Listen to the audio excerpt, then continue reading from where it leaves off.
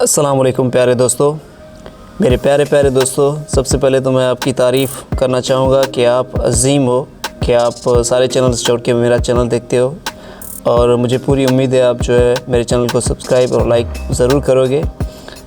प्यारे दोस्तों, चलते हैं हम अपने टॉपिक की तरफ। हमारा जो आज का टॉपिक है वो है शिफ्टिंग ऑफ प्रीपोजिशंस। देखिए दोस्तों, लोग एक ही जुमले को मुख्तलिफ़ अंदाज़ में बोलते हैं। जैसे कि अगर ये सेंटेंस हमारे सामने है, सेंटेंस ए है, what are you looking at. इसी सेंटेंस को हम ऐसे भी कह सकते हैं, at what are you looking. या दूसरा सेंटेंस है, who is the present for. इसी को हम इसी अंदाज से भी कह सकते हैं, for home is the present. A sentence जो है उसका जो तर्जुमा है या मतलब है वो आप समझ गए होंगे कि यानी आप किस चीज़ को देख रहे हो। और जो दूसरा सेंटेंस है, at what are you looking, इसका भी यही तर्जुमा है जो कि ऊपर वाले सेंटेंस का है। सेंटेंस का तर्जुमा सेम ही है, लेकिन अब ये तीसरा सेंटेंस हम देखते हैं। सेंटेंस सी है, who did you go with. Who did you go with, इसी को जो है ऐसे भी कह सकते हैं, with home did you go. अब अगर आप थोड़ा सा ध्यान देंगे तो तीन जो सेंटेंस हैं, यानी यहाँ पर जो पहला सेंटेंस है ए, ठीक है, उसके भी लास्ट में जो हमारे एट है, यानी लास्ट में जो है वो प्रीपोजिशन एट है। अब दूसरा है, उसके लास्ट जो है उसके जो है फार है, और जो तीसरा है उसके लास्ट में जो है वो विथ है। तो कहने का मकसद ये है कि सेंटेंस के लास्ट में जो हम रखते हैं जो प्रीपोजिशन वो रखना जायज़ है, रखना सही है, गलत है अंग्रेज़ी के उसूलों के हिसाब से।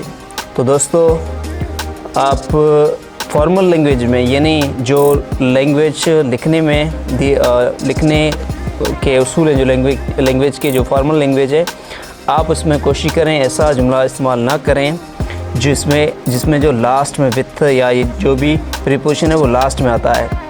ये इनफॉर्मल लैंग्वेज है जिसे आप जो है वो किसी से बात करते वक्त जो है वो इस्तेमाल कर सकते हैं। बाकी लिखने में, यानी फॉर्मल लैंग्वेज में, आप ये जो सेंटेंस हैं, यानी ये विथ जिसके लास्ट में है, ये अवॉइड करें।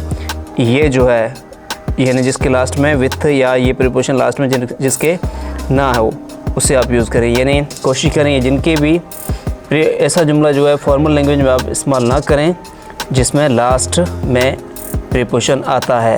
ये इनफॉर्मल लैंग्वेज में आप इस्तेमाल कर सकते हैं। मुझे उम्मीद है आप समझ गए होंगे मेरी बात। एक और सेंटेंस मैं आपको बताता हूँ। जैसे कि लोग कहते हैं कि आमतौर पे लैंग्वेज में जब बात करते हैं तो कहते हैं कि what are you talking about, what are you talking about. इसमें जो लास्ट में आ रहा है अबाउट, ये भी जो है वो आप कह सकते हैं कि ये प्रीपोजिशन ही है, लेकिन इसको हम अगर ऐसे बोलें कि about what are you talking, तो इसको जो है वो हम सही कहेंगे।